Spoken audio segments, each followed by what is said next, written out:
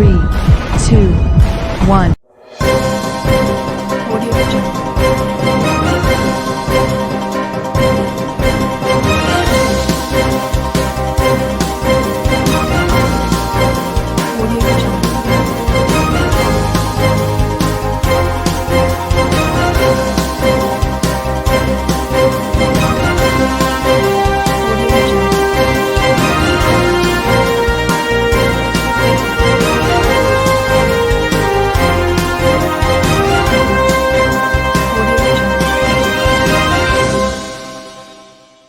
नमस्कार, मैं हूं नरेश राघानी और आप देख रहे हैं हॉराइजन हिंद न्यूज। कांग्रेस का प्रदर्शन पेट्रोल, डीजल और रसोई गैस की बढ़ती कीमतों व महंगाई के विरोध में। मोदी सरकार पर कोरोना काल में आर्थिक तंगी झेल रही जनता का गला काटने का लगाया आरोप। राजस्थान प्रदेश कांग्रेस कमेटी के आह्वान पर 7 जुलाई से 17 जुलाई तक पूरे प्रदेश भर में कांग्रेस के विभिन्न संगठनों, मोर्चों, विभागों व प्रकोष्ठों के द्वारा केंद्र की मोदी सरकार के खिलाफ महंगाई और पेट्रोल पदार्थों के दामों में बेतहाशा बढ़ोतरी के विरोध में रोजाना प्रदर्शन व हस्ताक्षर अभियान चलाया जा रहा है। 10 जुलाई शनिवार को कांग्रेस के अभाव अभियोग प्रकोष्ठ के अध्यक्ष ईश्वर टहलियानी के द्वारा प्रकोष्ठ के पदाधिकारी व कार्यकर्ताओं ने 10 number petrol pump Nasirabad road पर पेट्रोल, डीजल, रसोई गैस की बढ़ती कीमतों तथा महंगाई के विरोध में प्रदर्शन किया। इस मौके पर निवर्तमान कांग्रेस शहर अध्यक्ष विजय जैन ने बताया कि पेट्रोलियम पदार्थ, पेट्रोल, डीजल, रसोई गैस की कीमतें बढ़ने की वजह से खाद्य तेल, दालें एवं घरेलू सामान सहित समस्त आवश्यक उपभोक्ता वस्तुओं की कीमतों में भारी वृद्धि से आम जनता त्रस्त है और मोदी सरकार जनता को राहत देने का कोई प्रयास नहीं कर रही। उन्होंने कहा कि महंगाई के विरुद्ध प्रदेश कांग्रेस द्वारा शुरू किए गए जन जागरण अभियान में कांग्रेस का कार्यकर्ता घर घर जाकर मोदी सरकार की जन विरोधी नीतियों को आम जन को बताकर जागरूक करेगा।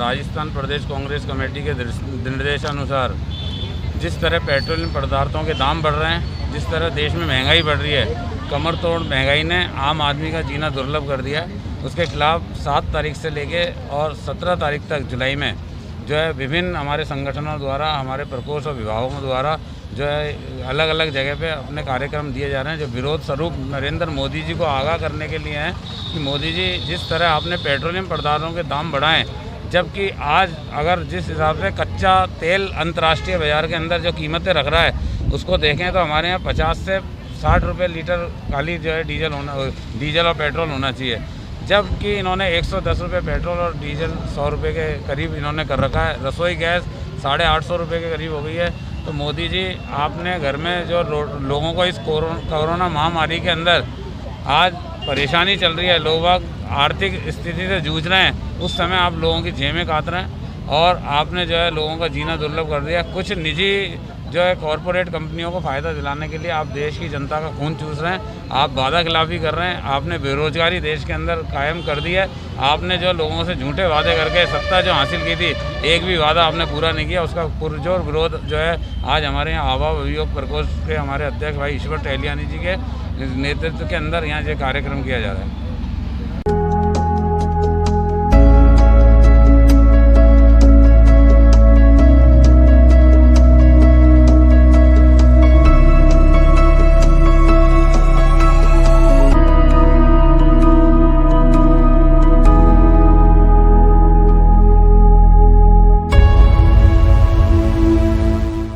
अभाव अभियोग प्रकोष्ठ के अध्यक्ष ईश्वर टहलियानी ने बताया कि राजस्थान प्रदेश अभाव अभियोग प्रकोष्ठ के निर्देशानुसार आज 10 नंबर पेट्रोल पंप पर धरना प्रदर्शन एवं हस्ताक्षर अभियान का आयोजन किया गया है, जिसमें कांग्रेस के कार्यकर्ताओं एवं पदाधिकारियों ने मोदी सरकार के खिलाफ जमकर नारेबाजी कर आमजन को जागरूक किया।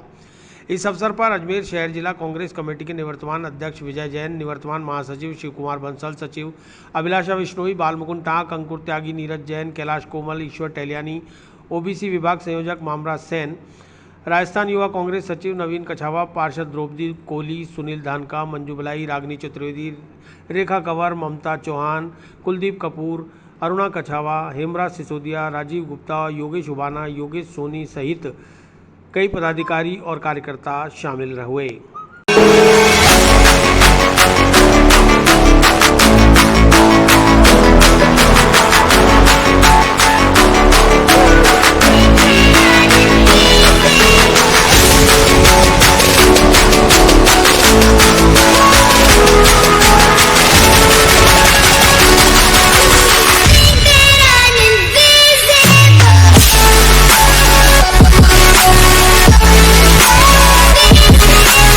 प्रदेश कांग्रेस कमेटी अभाव अभियोग प्रकोष्ठ के निर्देशानुसार पूरे देश में केंद्र सरकार ने जो महंगाई, गैस, पेट्रोल, डीजल के दाम बढ़ा दिए गए हैं, उसी के अंतर्गत आज नसीराबाद रोड पर अजमेर में विरोध प्रदर्शन किया गया और समस्त कांग्रेसगण यहाँ उपस्थित रहे। जिस तरह कोरोना महामारी के कारण आमजन, गरीब लोग जिनके धंधे, उद्योग, व्यापार सब चौपट हो गए हैं, उसी दूसरी तरफ नरेंद्र मोदी सरकार, केंद्र सरकार ने पेट्रोल के दाम, डीजल के दाम, गैस के दाम, दालों के दाम, खाने के तेल के दाम जिस तरह बढ़ा दिए गए हैं, उससे आम जन का जीवन कोरोना के साथ साथ ये महंगाई के चक्कर में बिल्कुल ख़त्म सा हो गया है।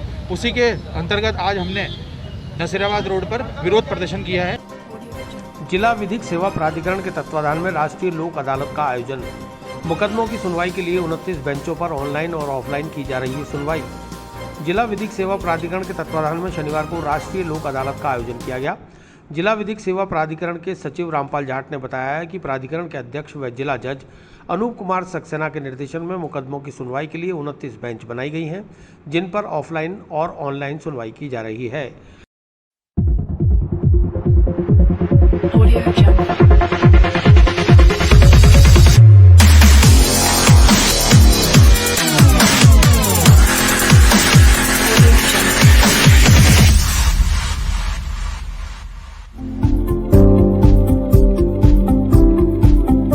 लोक अदालत में फौजदारी, पारिवारिक, दीवानी, MACT, bank recovery, NI act, बिजली पानी के बिल, भूमि अधिग्रहण, राजस्व व अन्य सिविल मामलों की सुनवाई की जा रही है।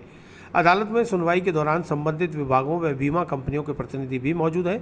दोपहर 2 बजे बाद कितने मामलों पर सुनवाई और फैसला सुनाया गया, इसकी जानकारी उपलब्ध हो पाएगी।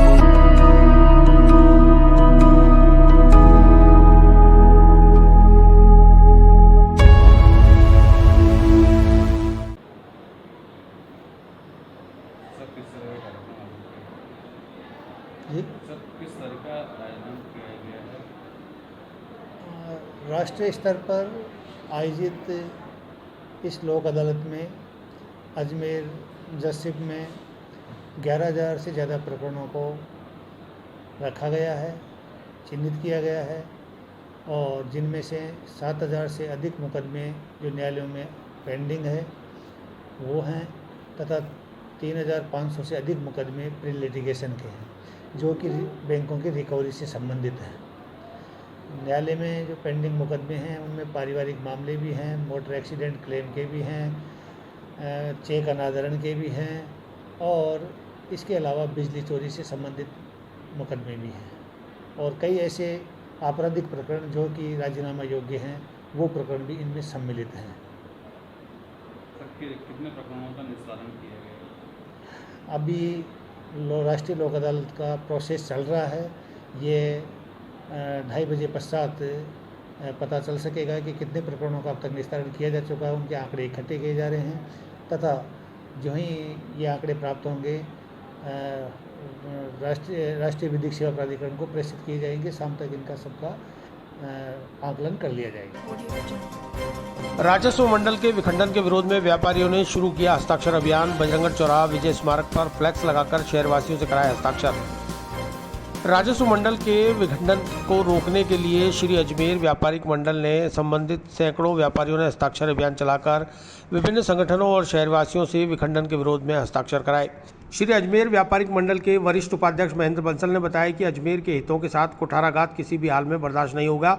मुख्यमंत्री यह जान लें कि अगर अजमेर से राजस्व मंडल का विघटन करने का प्रयास किया तो अजमेर की पूरी जनता जयपुर सचिवालय का घेराव कर लेगी। सरकार का कोई काम नहीं होने देंगे।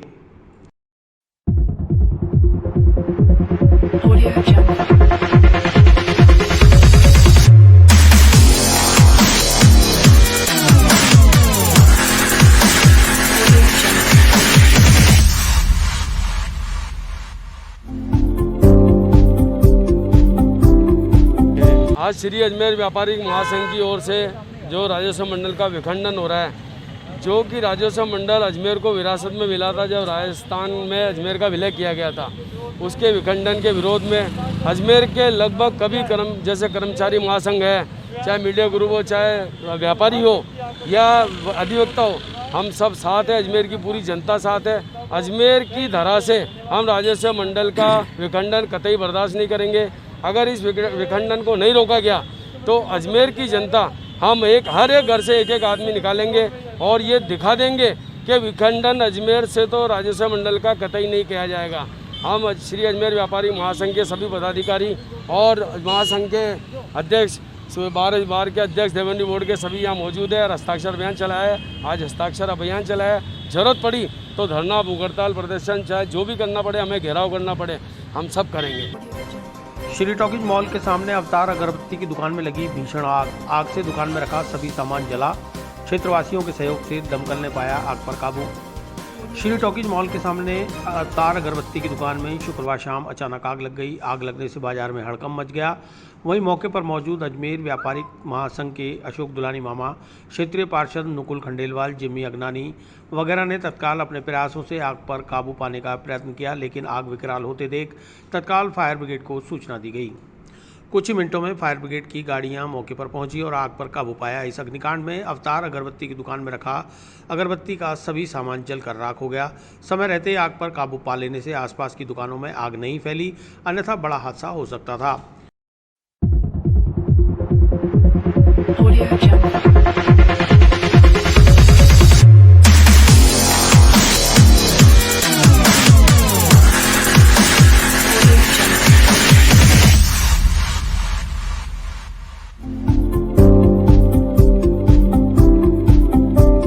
गौरतलब है कि इससे पूर्व कुछ दिनों पहले ही आगे गली में कॉस्मेटिक की दुकान में आग लगने से लाखों रुपए का नुकसान हो चुका है।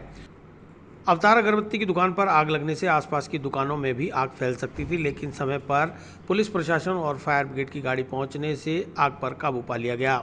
आदर्श नगर थाना अंतर्गत नसीराबाद रोड आदर्श नगर में स्टेट बैंक ऑफ इंडिया के एटीएम में लगी आग से एटीएम मशीन जली। मौके पर स्थानीय पार्षद, पुलिस के साथ अग्निशमन दल ने पहुंचकर पाया आग पर काबू। आदर्श नगर थाना अंतर्गत बालूपुरा रोड नासिराबाद रोड स्थित स्टेट बैंक ऑफ इंडिया के बाहर लगे एटीएम बूथ में शुक्रवार शाम अचानक आग लग गई। रात लगभग 8 बजे करीब लगी आग से अफरा तफरी मच गई। मौके पर स्थानीय पार्षद देवेंद्र सिंह शेखावत ने पहुंचकर क्षेत्रवासियों के सहयोग से आग पर काबू पाने का प्रयास किया, लेकिन आग विकराल होते देख अग्निशमन विभाग को सूचना दी गई। कुछ ही मिनटों में मौके पर फायर ब्रिगेड की गाड़ियां पहुंची और आग पर काबू पाने का प्रयास किया, लेकिन केमिकल की वजह से आग काबू नहीं होने पर फोम की गाड़ियों को बुलवाया गया और आग को बुझाया गया।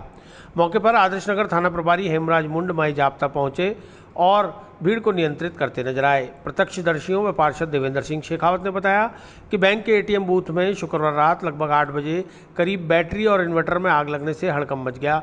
गनीमत रही कि एटीएम बूथ बैंक परिसर के अंदर नहीं था, अन्यथा बड़ा हादसा भी हो सकता था।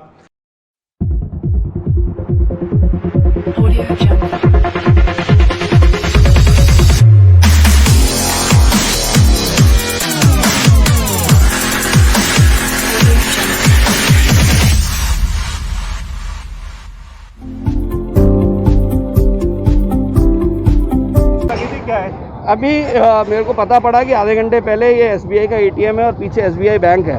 आदर्श नगर का मामला, आदर्श नगर अजमेर का, और उसमें मेरे मित्र हैं यहाँ पर E2 कलेक्शन वाले, उन्होंने फ़ोन करके बताया कि भाई यहाँ पर अंकित जी और तुषार जी और अरविंद जी ने कि यहाँ पर आग लगी है। तो आग जैसे ही आके देखा तो आग बहुत विकराल रूप में आग लगी हुई थी एटीएम के अंदर, और क्योंकि ये इलेक्ट्रिक इक्विपमेंट शॉर्ट सर्किट की आग थी, इसलिए इसके ऊपर ये एकदम से पानी यूज़ नहीं कर सकते थे। इसलिए फर्स्ट ऑफ ऑल यहाँ पर एक फायर एक्सटिंग्विशर सिलेंडर था, उसको अवेलेबल करा के और प्राइमा फेसी जो भी फर्स्ट एड होता है उसको एक बार उसको भुरका के कंट्रोल करने में जितने में ये फायर ब्रिगेड वाले आए हैं, और फायर ब्रिगेड वालों के पास शायद वो गैस वाला जो CO2 का जो होता है कार्बन डाइऑक्साइड वाला, वो दोनों सिलेंडर नहीं है, तो इसलिए थोड़ा आग और थोड़ी सी बढ़ती जा रही है। लेकिन अब सिलेंडर इन्होंने मंगा लिया है, तो कोई मतलब जान माल की हानि नहीं है। जो भी अंदर बैंक को जो नुकसान हुआ वो हुआ है, लेकिन प्राइमा फेसी ऐसा लगता है कि जान माल की कोई नुकसान नहीं है। और दो फायर ब्रिगेड आ चुकी है अब तक। ये विडम्बना है, ये कल बात करेंगे इसमें नगर निगम में कि क्या चक्कर है, क्योंकि इस तरह के मतलब जो इंसिडेंट है ये तो तैयार होने चाहिए। और रहा होगा कि उनको लगा अमूमन फायर ब्रिगेड मतलब पानी वाली आग समझ के आ जाते हैं, लेकिन क्योंकि ये इलेक्ट्रिक इक्विपमेंट्स में थी तो वो दूसरी देर में, थोड़ी देर में वापस आ गई और आके कंट्रोल कर लिया।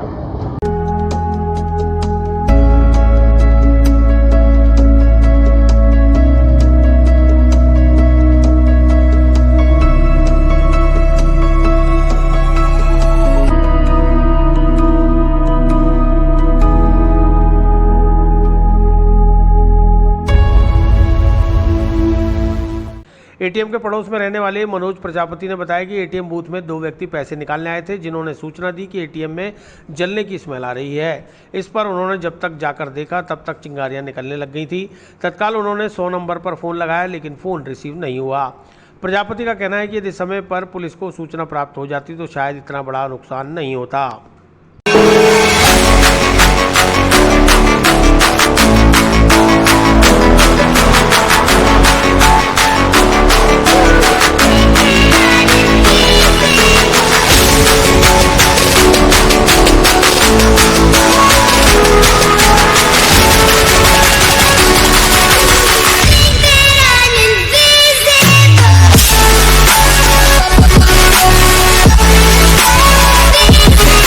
दो जने एटीएम के अंदर गए थे, हम लोग घर के बाहर बैठे थे। यहाँ पे बाहर आके उन्होंने बोला भैया अंदर स्मेल आ रही है हमारे को। स्मेल आने के बाद हमने यहाँ देखा तो एटीएम के पीछे जो नेट होती है उस नेट के अंदर हल्की हल्की सी आग की लपटें दिखी हमारे को। दिखने के बाद में प्रशासन को फ़ोन किया। फ़ोन करने के बाद में 100 नंबर पर फ़ोन नहीं अटेंड हो रहा था। उसके बाद में यहाँ पे हमारे भैया उन्होंने उनके कोई मिलने वाले पुलिस वाले हैं, उनको फ़ोन किया तो उन्होंने फिर रिटर्न के अंदर जवाब दिया वापस कि हाँ भाई मैं भेज रहा हूँ। उसके अंदर लगभग 20 मिनट ख़त्म हो गए। अच्छा, उस 20 मिनट के अंदर यहाँ अंदर की तरफ शॉर्ट सर्किट हुआ और ये धुआं के गब्बार बाहर निकलने लगे। उस टाइम एटीएम भी चालू था, एसी भी चालू था, पंखे भी चालू थे।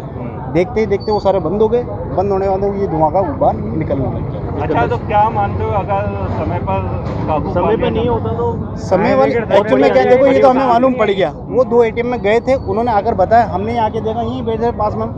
उसके बाद में ये जो चीज़ें अगर वास्तव में अगर कोई नुकसान होता है अंदर और समय पे 100 नंबर पे कॉल लग जाता है तो ऐसी स्थिति के अंदर जो काम आधे घंटे पौना घंटे के बाद में होता है वो काम 20 मिनट पहले हो जाता है। अच्छा, यहाँ पर जो गाड़ियाँ भी आई है फायर ब्रिगेड की, और दूसरी बात ये गार्ड नहीं है यहाँ पे। एक तो एटीएम पे गार्ड नहीं है, ठीक है ना, प्लस यहाँ पे किसी भी मैनेजर वगैरह का या किसी का कॉन्टेक्ट नंबर यहाँ नहीं लिखा गया है, ठीक है ना। अगर बैंक में आज तो हुआ जो हो गया, क्या हुआ ये पता नहीं। आने वाले फ्यूचर के अंदर अगर ऐसी स्थिति के अंदर अगर कुछ होता भी और रोड पे राह चलता भी आदमी देखता है उस चीज़ को और देखने के बाद में उसके बाद कोई नंबर नहीं है, कॉन्टेक्ट नहीं है, या रात को ऐसी स्थिति हो जाती है या दिन में ऐसी अचानक से स्थिति हो जाती है, उस संपर्क सूत्र नहीं है। अच्छा, जो फायर ब्रिगेड आई तो उनके भी इक्विपमेंट काम नहीं कर रहे। फायर ब्रिगेड को देखा, फायर ब्रिगेड के बाद में यहाँ पे कई चीज़ें हो गई है, जैसे पुलिस वाले भी आ गए थे, प्रशासन भी आ गए थे और यहाँ के वार्ड पार्षद थे वो भी आ गए थे। अब आने के बाद में इनने क्या किया क्या नहीं किया ये तो पता नहीं, पर वास्तविकता देखो वो आपके सामने। अब तक कितने देर हो चुकी है? लगभग लगभग आपका हो गया साहब 7:15 से 20-21, यानी लगभग 1.5 घंटे के आसपास में ये कहानी हो चुकी है। इस 1.5 घंटे के अंदर अभी तक भी इस इशू का कुछ समझ में नहीं आ रहा है। नेताजी अपनी जगह पे हैं, पुलिस प्रशासन अपनी जगह पे है और वास्तविकता में जो दिख रहा है ना वो कुछ और ही हो रहा है। अभी तक ये लोग बैंक के अंदर जाके कुछ देख नहीं पा रहे हैं क्या हो रहा है क्या नहीं हो रहा है। मान लो अंदर कोई ब्लास्ट हो जाता है, कोई चीज़ हो जाती है तो ये अभी तक पता नहीं है। किस तरह से बैंक के बालपुरा रोड के सामने के जो मेन रोड SBI के ATM में आग लगने की सूचना मिली थी, जिस पे फायर ब्रिगेड को सूचना दी। हम भी मेरी जाबता के मौके पर पूछा, पता चला कि पीछे के जो पावर का जो बैटरियों का पैनल है उसमें आग लगी थी। समय रहते काबू पा लिया, किसी तरह का कोई ज़्यादा नुकसान नहीं हुआ। 2 फायर ब्रिगेड भी आई है, फिर भी इक्विपमेंट नहीं है इनके। है जी, 2 फायर ब्रिगेड आई है, फिर भी आग पे काबू नहीं पाया जा रहा है। सर, 2 फायर तो कब का काबू पाया जा चुका है।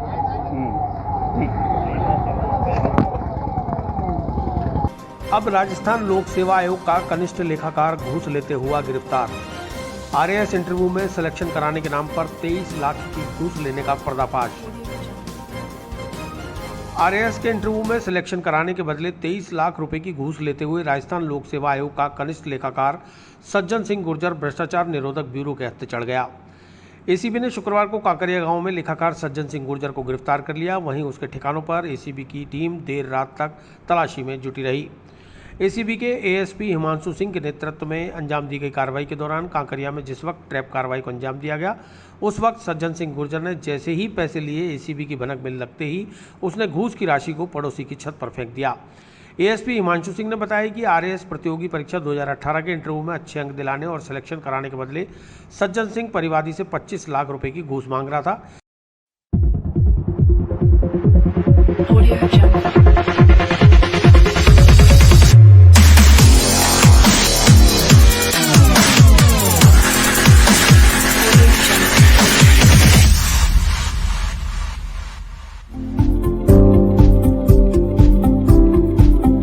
इस दौरान एसीबी ने जब शिकायत का सत्यापन कराया तो दौसा के बांदीकुई स्थित सुनगाड़ी निवासी सज्जन सिंह ने 23 लाख रुपए में डील फाइनल कर ली।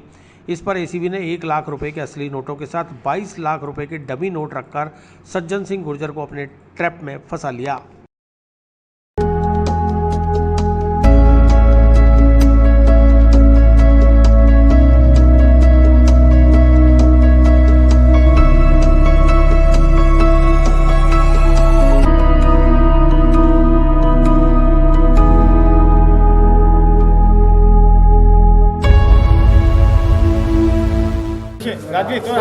क्या है ये पूरा मामला? भाई हमारे पुलिस एसीबी मुख्यालय पर एक शिकायत प्राप्त हुई कि आरएस मुख्य परीक्षा 2018 के बाद में साक्षात्कार चल रहे हैं और इन साक्षात्कार के अंदर अच्छे मार्क्स दिलाने के एवज में भारी रिश्वत के लेन देन की शिकायत प्राप्त हुई, जिसके क्रम में परिवादी ने हमें शिकायत की 25 लाख रुपए सज्जन सिंह गुर्जर द्वारा इस वक्त डिमांड की जा रही है और वो अपने संपर्कों के मार्फत और मेंबरों के मार्फत इस बात की गारंटी लेता है कि वो अच्छे मार्क्स दिलाएगा।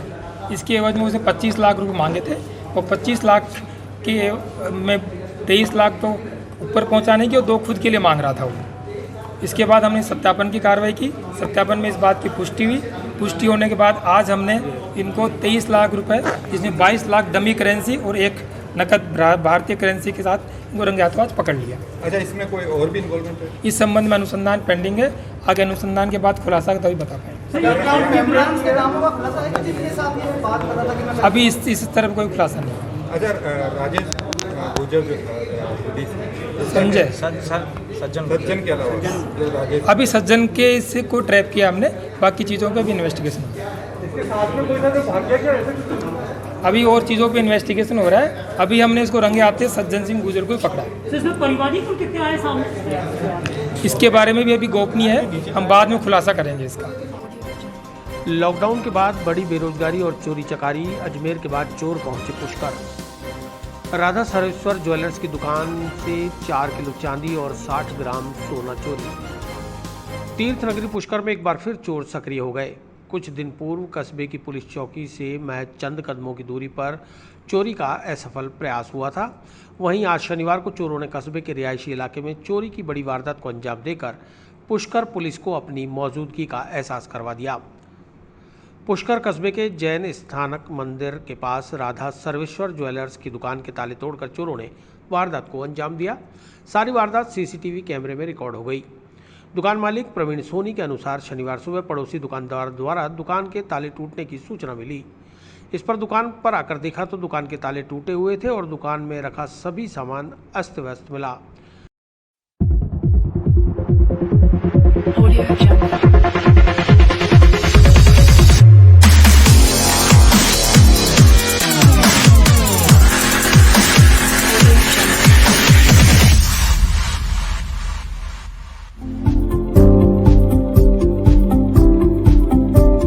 प्रवीण ने बताया कि दुकान में से 4 किलो चांदी और 60 ग्राम सोना चोरी हो गया है, जिसकी सूचना पुष्कर पुलिस को दे दी गई।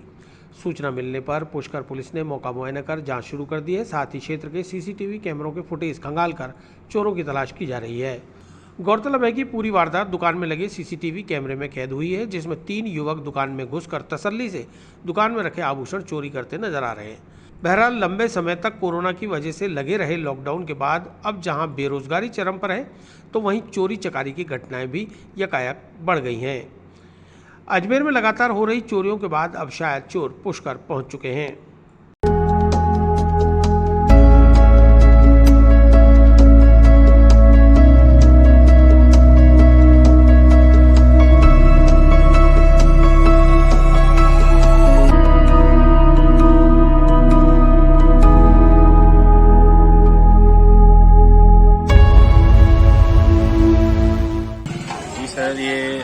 एजेंसी के द्वारा सूचना मिली है कि आपके शटर के ताले तोड़े हुए हैं, करीबन 4 से 5 लाख रुपए का माल चोर चुरा के ले गए। सीसीटीवी फुटेज सर को दे दी है, उसमें 3 चोर आ रहे हैं जो माल समेट के ले गए हैं। पुलिस को कर दी सूचना? जी सर। पुलिस ने आके क्या किया? पुलिस ने आकर सीसीटीवी फुटेज ले ली है और अपनी जांच कर रहे हैं। हरियाणा भिवानी से मुंबई तक साइकिल पर इंसाफ की मांग लेकर निकला पर्वतारोही। खेल संघों में व्याप्त भ्रष्टाचार पर केंद्र की मोदी और हरियाणा की खट्टर सरकार पर खड़े किए सवाल। माउंट एवरेस्ट पर पर्वतारोहण हेतु जाने के लिए हरिओम सिलवाल वर्ष 2014 से संघर्ष कर रहे हैं।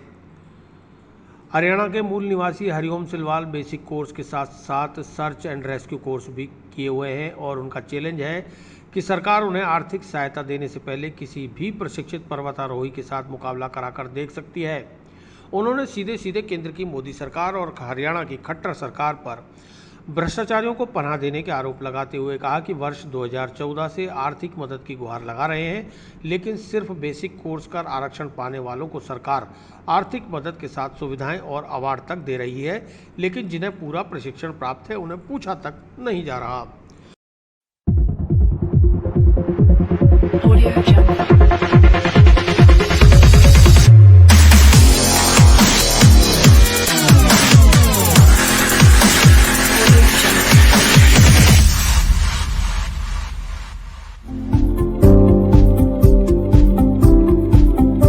इसी दर्द को लेकर 7 जुलाई को हरियाणा के भिवानी से साइकिल पर मुंबई तक का सफर सिर्फ इसलिए कर रहे हैं कि उन्हें माउंट एवरेस्ट पर जाने के लिए आर्थिक मदद मिल जाए। भिवानी से अजमेर के कलेक्ट्रेट पहुंचे पर्वतारोही हरिओम सिलवाल ने बताया कि यह सुविधा उन्हें इसलिए नहीं मिल रही क्योंकि वह एक ब्राह्मण है, जबकि आरक्षण पाने वाले बिना प्रशिक्षण के अनक्वालिफाइड लोग जैक और चैक के बल पर अनुभवी खिलाड़ियों को रौंदते हुए देश के सर्वोच्च सम्मान हासिल कर रहे हैं। मीडिया के समक्ष अपनी व्यथा सुनाते हुए हरिओम सिलवाल ने भामाशाहों और सरकार दोनों से मदद की गुहार लगाई है।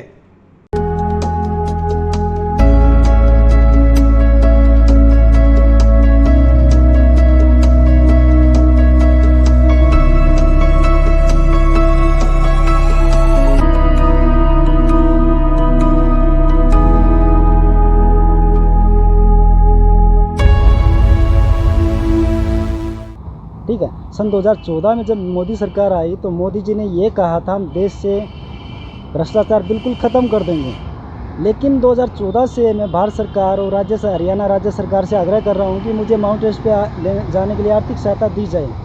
मुझे नहीं दी जा रही है। इन्होंने मात्र बेसिक एडवांस किया, उनको माउंट एवरेस्ट पे जाने के लिए आर्थिक सहायता दी जाती है, लाखों रुपये इनाम दिए जाते हैं, पद्म भूषण, पद्मश्री, तेंजिंग नोरगे, अर्जुन अवार्ड दिया जाता है। तो ये देश में जो हो रहा है ये भ्रष्टाचार नहीं है तो क्या है? अगर मोदी जी देश से भ्रष्टाचार ख़त्म नहीं कर सकते तो मेरा मोदी जी से आग्रह है या तो ये ट्रेनिंग सेंटर को बंद किया जाए, क्योंकि ट्रेनिंग से जो सर्टिफिकेट है मेरा अपना व्यक्तिगत नहीं है, ये भारत सरकार ने दिया हुआ है। मैंने रेस्क्यू कोर्स किया तभी मुझे मिला है, बगैर कोर्स किए नहीं मिलता है। अगर मोदी जी ये मानते हैं कि मेरे शासनकाल में पर्वतारोही हरिओम सिलवाल के साथ कोई भी भ्रष्टाचार नहीं हुआ है तो भारत सरकार जो भारत का सबसे अच्छा सर्वश्रेष्ठ पर्वतारोही जो है उसके साथ एक मैराथन मुकाबला कराए माउंट एवरेस्ट अभियान रूट के ऊपर, या NSGSPG का जो सबसे सर्वश्रेष्ठ प्रशिक्षक या पर्वतारोही है उसके साथ एक मुकाबला कराएं, ताकि मोदी जी को पता चले, आम जन को ही पता चले कि मेरे साथ कितना पक्षपात किया गया है। उस मुकाबले से एक वास्तविक जो सच्चाई वो भर के आएगी और देश को ये पता चलेगा कि जिन लोगों को अभी तक अवार्ड दिए गए हैं उनके अंदर योग्यता कितनी थी और जिसके साथ पक्षपात किया गया उसके अंदर योग्यता कितनी थी। फिर मैं दोबारा यही कहना चाहता हूं कि NSGSPG के सर्वश्रेष्ठ प्रशिक्षक पर्वतारोही के साथ सागर माता मैराथन मुकाबला कराए, ताकि देश के सामने एक वास्तविक स्थिति आ सके और देश को पता चल सके कि एक ब्राह्मण होने के नाते मेरे साथ कितना पक्षपात किया गया है। और मोदी जी ने सन 2014 में ये कहा था मैं नीच जाति का हूँ मगर मेरी राजनीति नीच नहीं है। मेरे को ऐसा लग रहा है ब्राह्मण होने के नाते मेरे साथ नीच व्यवहार किया जा रहा है। अब क्या चाहते हो आप? सर मैं लास्ट में यही कहना चाहता हूँ, अगर मोदी जी ये कहते हैं इनके साथ पक्षपात नहीं हुआ तो एक मैराथन मुकाबला अवश्य कराए, जो कि देश का सर्वश्रेष्ठ पर्वतारोही या प्रशिक्षक जो भी है उसके साथ मुकाबला अवश्य कराए, ताकि एक सच्चाई देश के सामने आ सके, देशवासियों के सामने आ सके कि मेरे साथ कितना पक्षपात हुआ है। ये पक्षपात होने का सबसे बड़ा रीज़न मैं ये मानता हूँ कि मैं एक ब्राह्मण जाति से बिलोंग करता हूँ। जिन लोगों को बेसिक एडवांस किया उनको जाने के लिए सहायता दिया गया, आने के बाद पद्म विभूषण, पद्म भूषण, पद्मश्री दिया गया, अर्जुन अवार्ड दिया गया, तेंजिंग नोरगे दिया गया। वो किस आधार पर दिया गया? उनको जाने के लिए आर्थिक सहायता किस आधार पर दी गई? सन 2014-18 में मोदी जी ने ये मन की बात में ये कहा था, महाराष्ट्र के जो बच्चे थे, कुछ बच्चे माउंट एवरेस्ट पर जाके आए, उनको कैश प्राइज दिया गया और उनको नौकरी देने की घोषणा की गई। ये मतलब एक भ्रष्टाचार का हिस्सा नहीं है तो क्या है? अच्छा, तो अब आप कैसे क्या घूमते हो साइकिल पे, क्या है? सर मैंने ये यात्रा भिवानी हरियाणा से शुरू किया और ये मेरी यात्रा महाराष्ट्र तक जाएगी और महाराष्ट्र में पहुंचने के बाद भी अगर मुझे न्याय नहीं मिलेगा तो ये यात्रा मेरी तब तक चलेगी जब तक मेरे साथ इंसाफ नहीं होगा। तो कैसा न्याय चाहते हो आप? सर मैं यही न्याय चाहता हूँ, मेरा एक मुकाबला करा जाए। जो देश जो सरकारी रिकॉर्ड में जो बने बैठे हैं भाई ये सर्वश्रेष्ठ है, ये सर्वश्रेष्ठ है, बेसिक एडवांस करने वाले को सर्वश्रेष्ठ मान के इतने बड़े बड़े पुरस्कार दिए जाते हैं। ठीक है, एक रेस्क्यूअर है जो कि अपनी जान जोखिम में डाल के आपातकाल में किसी भी स्थिति में एक पर्वतारोही को बचा सकता है। जिसने ये कोर्स किया उसकी फरियाद तक नहीं सुनी जाती। अच्छा, तो अब ऐसे में आप कितने दिन हो गए निकले हुए आपको? सर मैंने 7 तारीख से मैं निकला है। ठीक है, और अभी मेरे पास स्थिति ये है कि मेरे पास पैसे की काफ़ी आर्थिक तंगी चल रही है। ठीक है, अब मेरे को खाना भी भिखारी की तरह मांग के खाना पड़ता है। मेरी स्थिति यहाँ तक दयनीय हो चुकी है। तो फिर आप कैसे यात्रा कर रहे हो? सर जो भी खाने की व्यवस्था है मैं लोगों से रिक्वेस्ट करता हूँ भाई मेरे को सिर्फ खाना खिला दीजिए ताकि मैं यात्रा अपने स्थान तक पहुँच सकूँ, बॉम्बे तक। बढ़ती महंगाई के विरोध में डॉक्टर्स और बुद्धिजीवी भी उतरे सड़कों पर। मोदी सरकार के खिलाफ हस्ताक्षर अभियान चलाकर मोदी हटाओ महंगाई घटाओ की नारेबाजी। महात्मा गांधी जीवन दर्शन समिति अजमेर के संयोजक एवं पूर्व विधायक डॉक्टर श्री गोपाल बाहिती ने कहा कि केंद्र सरकार की कथनी और करनी में फ़र्क है। केंद्र सरकार लुभावने वादे कर आम जनता को गुमराह कर रही है। पूर्व विधायक डॉक्टर बाहिती राजस्थान प्रदेश कांग्रेस कमेटी के निर्देशानुसार पेट्रोल, डीजल, रसोई गैस की बढ़ती कीमतों एवं महंगाई के विरोध में आयोजित प्रदर्शन को संबोधित कर रहे थे। उन्होंने कहा कि केंद्र सरकार की गलत नीतियों के कारण पेट्रोल, डीजल की कीमतों में आग लगी हुई है, जिससे महंगाई बढ़ रही है। जनता जानना चाहती है कि यह आग कब बुझेगी। कच्चे तेल की कीमतों में गिरावट के बावजूद पेट्रोल, डीजल की कीमतें बढ़ने को मोदी सरकार कैसे भी न्याय संगत नहीं ठहरा पाएंगे।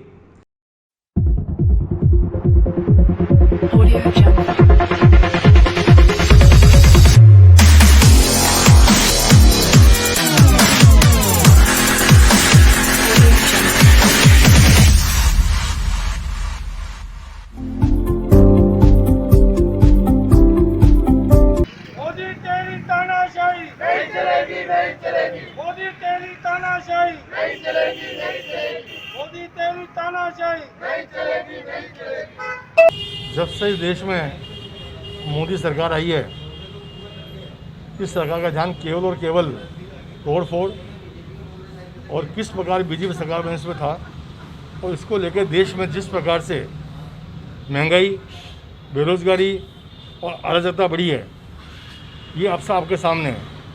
आज महंगा का हाल ये हो गया है कि कई ऐसे परिवार हैं जिन्होंने गैस के चूल्हे बंद करके वापस सिगड़ी पे या लकड़ी के चूल्हे पर आ गए हैं, क्योंकि गैस इतनी महंगी हो गई है। इसी प्रकार पेट्रोल, डीजल है, इसी प्रकार खाद्य वस्तुएं हैं। महंगाई आज देश का चरम पर है।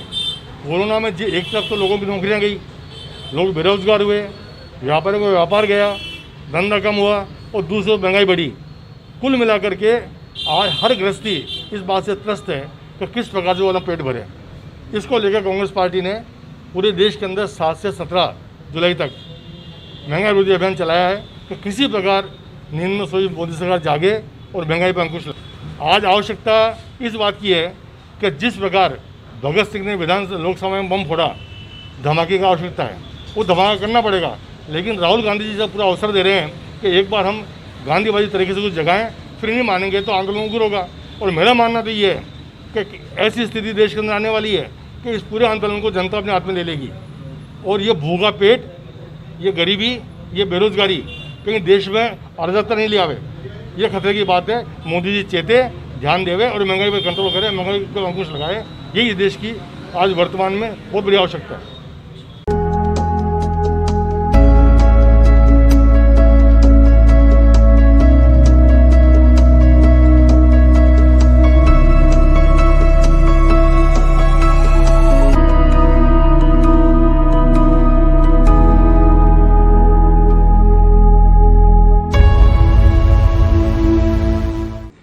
इस अवसर पर अजमेर डेयरी सदर रामचंद्र चौधरी ने कहा कि लगातार बढ़ती महंगाई मोदी सरकार की गलत नीति और नीयत का नतीजा है। केंद्र सरकार ने पिछले 7 साल में महंगाई को कम करने के लिए कोई भी ठोस कदम नहीं उठाया, जिसके कारण आज इतनी महंगाई हो गई है कि आम आदमी को अपना घर चलाना मुश्किल हो गया है। उन्होंने कहा कि कोविड के कारण पहले ही सभी की आमदनी कम हुई है एवं बढ़ती महंगाई ने आम आदमी का घरेलू बजट बिगाड़ गया है। यह दिखाता है कि केंद्र सरकार बुरी तरह सफल हो गई है, जिसके पास ना तो सही नीति है और ना ही साफ नीयत। इंडियन मेडिकल एसोसिएशन के अध्यक्ष एवं पूर्व विधायक डॉक्टर राजकुमार जयपाल ने कहा कि थोक महंगाई दर में बढ़कर रिकॉर्ड 12.94% की बढ़ोतरी हो गई है। इस प्रकार मई में खाद्य महंगाई 1.96% से बढ़कर 5.01% के स्तर पर पहुंच गई है। यह दिखाता है कि बाजार में आम आदमी के इस्तेमाल की वस्तुओं की कीमतें किस तेजी से बढ़ रही हैं। राजस्थान प्रदेश कांग्रेस कमेटी चिकित्सा प्रकोष्ठ के निवर्तमान प्रदेश उपाध्यक्ष डॉक्टर संजय पुरोहित ने बताया कि राजस्थान प्रदेश कांग्रेस कमेटी के निर्देशानुसार आज राजस्थान प्रदेश कांग्रेस कमेटी चिकित्सा प्रकोष्ठ की ओर से बढ़ती महंगाई के विरोध में कांग्रेस से जुड़े चिकित्सकों एवं बुद्धिजीवियों ने सड़क पर उतरकर विरोध प्रदर्शन किया है। आज आगरा गेट चौराहे पर अजमेर डेयरी के सदर रामचंद्र चौधरी, महात्मा गांधी जीवन दर्शन समिति के संयोजक एवं पूर्व विधायक doctor Shri Gopal Bahiti, Indian medical association के अध्यक्ष एवं पूर्व विधायक डॉक्टर राजकुमार जयपाल, अजमेर शहर जिला कांग्रेस कमेटी के निवर्तमान अध्यक्ष विजय जैन के नेतृत्व में मोदी सरकार के खिलाफ जमकर नारेबाजी कर आमजन को जागरूक किया और हस्ताक्षर अभियान चलाया गया, जिसमें 1000 से अधिक लोगों ने हस्ताक्षर कर केंद्र की मोदी सरकार को जन विरोधी सरकार बताया। इस अवसर पर अजमेर शहर जिला कांग्रेस कमेटी के निवर्तमान उपाध्यक्ष कुलदीप कपूर, महासचिव शिव कुमार बंसल, आरिफ हुसैन, चिकित्सा प्रकोष्ठ के प्रदेश महासचिव doctor GS Bundela, doctor Mansoor Ali, doctor Satish Sharma, doctor Ramesh Garwar, Nikhil Tandon, पार्षद द्रौपदी कोहली, अशरफ खान, महेंद्र जोधा, शैलेंद्र अग्रवाल, मंजू बलाई, मनीष मीणा, स्नेहलता अग्रवाल, जयश्री शर्मा, रजनी कहार, दीपा पारवानी, हेमा नंदानी, अरुणा कछावा, मामरा सेन, मुकेश सबलानिया सहित बड़ी संख्या में कांग्रेस के पदाधिकारियों एवं कार्यकर्ताओं ने जमकर नारेबाजी कर आमजन को जागरूक किया। मदर अर्थ फाउंडेशन संस्था द्वारा कोटड़ा और तोगदड़ा में लगाए 200 पौधे। संस्था का लक्ष्य अजमेर में 1 लाख से अधिक वृक्षारोपण का। मदर अर्थ फाउंडेशन ने अपने वादे के अनुरूप इस शनिवार भी 200 पौधे लगाकर पर्यावरण के प्रति अपने दायित्व का निर्वहन किया। मदर अर्थ फाउंडेशन के ट्रस्टी आशीष राजौरिया ने बताया कि संस्था ने शनिवार 100 पौधे कोटड़ा और 100 पौधे ज्योतिनगर तोपदड़ा में लगाए। कोटड़ा में मुख्य अतिथि उप महापौर नीरज जैन तथा ज्योतिनगर तोपदड़ा में मुख्य अतिथि महापौर ब्रजलता हाड़ा थी। राजौरिया ने बताया कि मदर अर्थ फाउंडेशन के द्वारा 100 पौधों का पौधारोपण पिंक उद्यान कोटड़ा में मुख्य अतिथि उप महापौर और पर्यावरण मित्र नीरज जैन के द्वारा किया गया। नीरज जैन ने 20 पौधों का रोपण कर उनकी देखभाल की जिम्मेदारी भी ली। इस मौके पर उप महापौर नीरज जैन ने क्षेत्रवासियों को संबोधित करते हुए कहा कि पर्यावरण की सुरक्षा हमारा दायित्व है। तेजी से बढ़ती ग्लोबल वार्मिंग को वृक्षारोपण के माध्यम से ही रोका जा सकता है।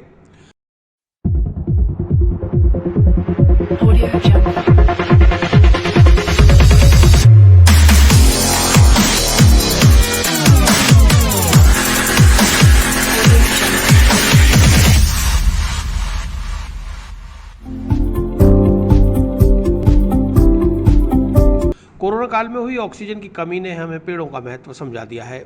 उन्होंने क्षेत्रवासियों से निवेदन किया कि महज पौधों का रोपण करना ही आवश्यक नहीं है, वरन उनकी निरंतर देखभाल करना भी बेहद जरूरी है। इस पर गंभीरता दिखाते हुए नीरज जैन ने खुद इन 100 में से 20 पौधों का निरंतर देखभाल करने का बीड़ा उठाया और वहां मौजूद बच्चों को भी एक एक पौधे की देखभाल करने का संकल्प दिलाया। उन्होंने बच्चों को पेड़ों के महत्व को समझाते हुए कहा कि जब होंगे वृक्ष सुरक्षित तभी होगा हमारा कल सुरक्षित।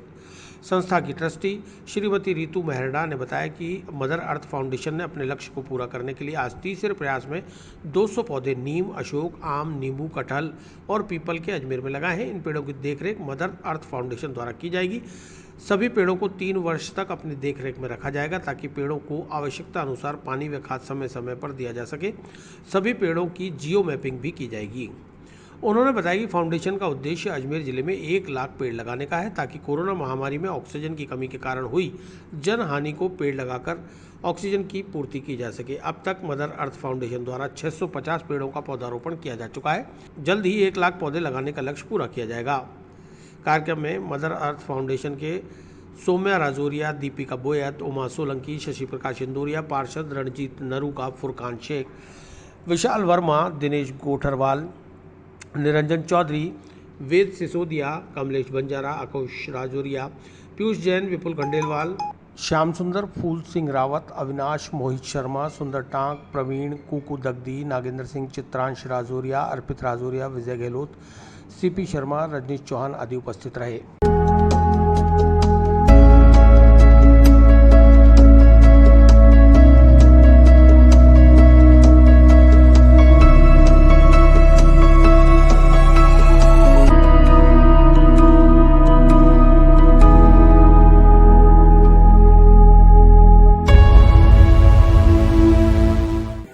मदर अर्थ फाउंडेशन जैसे नाम से प्रतीत होता है, माँ पृथ्वी के रक्षा के लिए जो एक फाउंडेशन बना है, उसके द्वारा एक ड्रीम प्रोजेक्ट जो लिया है कि 1 लाख पेड़ इस पूरे अजमेर में लगाने का उनका प्रयास है।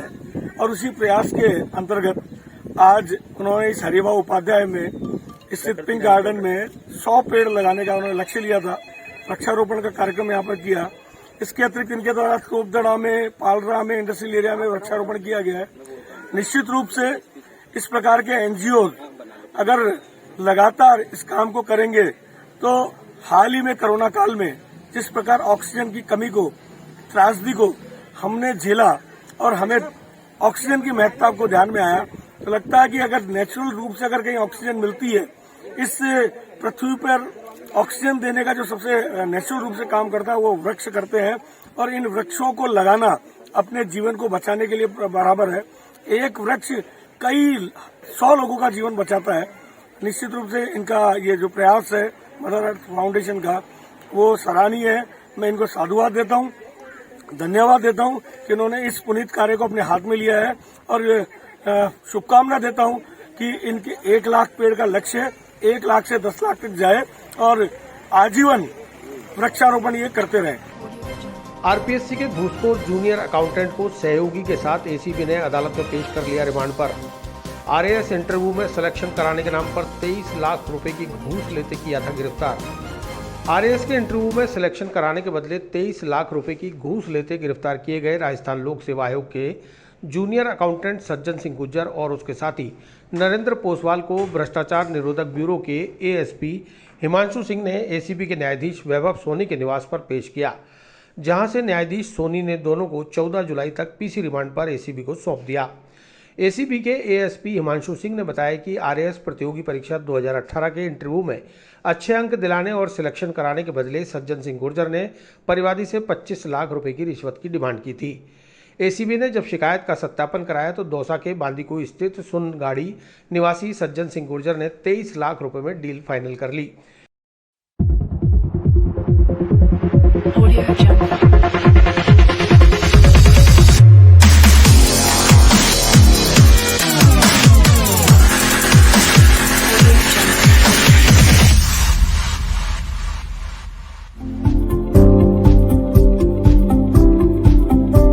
इस पर एसीबी ने 1 लाख रुपए के असली नोटों के साथ 22 लाख रुपए के डमी नोट रखकर सज्जन सिंह गुर्जर को ट्रैप किया था। इसी मामले में एक अन्य सहयोगी नरेंद्र पोसवाल की संलिप्तता भी सामने आने पर उसे भी गिरफ्तार किया गया।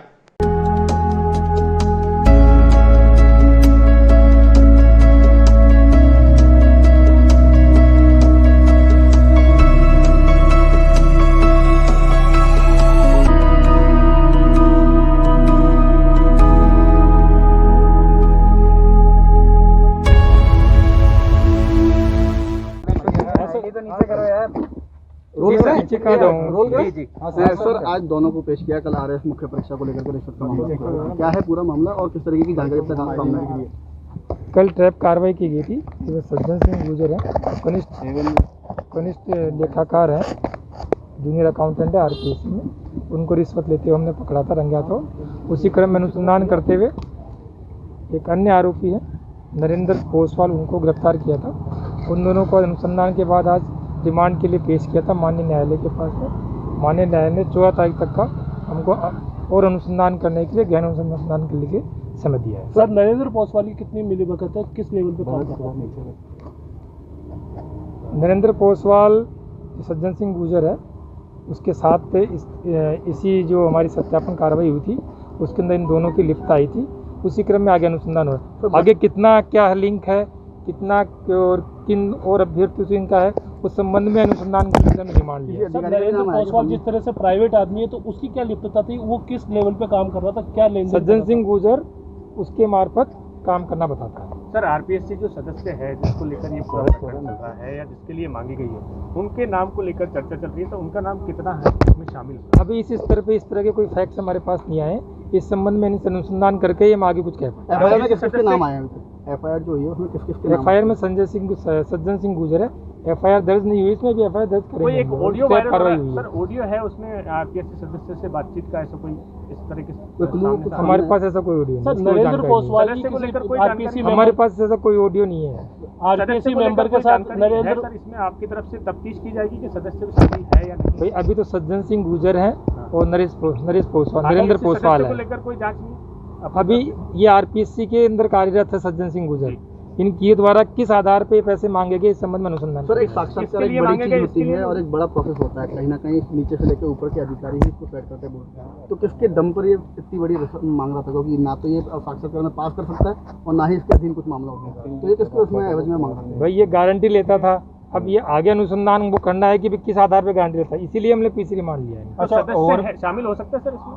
जी, सदस्य की भूमिका हो सकती है इस संबंध में अभी तक प्री मैच्योर है, अभी हम अनुसंधान कर रहे हैं, अभी कुछ नहीं कर सकते। 4 दिन की रिमांड में इससे पूछताछ की जानी है सदस्य को?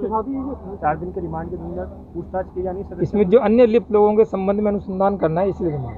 किसका नाम आ रहा है सर? किसी अभी तक किसी का नाम। अच्छा, एक चीज़ और सर, इस मामले में अभी तक सिर्फ एक परिवादी सामने आया, 2 परिवादी सामने आए हैं, क्या और भी अभ्यर्थी आए हैं इस तरह के सामने आपको? अभी तक तो आए नहीं, अब आएंगे तो उनके संबंध में अनुसंधान करेंगे आगे। अच्छा, शामिल करेंगे। आरएस परीक्षा में का ही मामला है या और भी परीक्षाओं में कुछ गड़बड़ झाला है?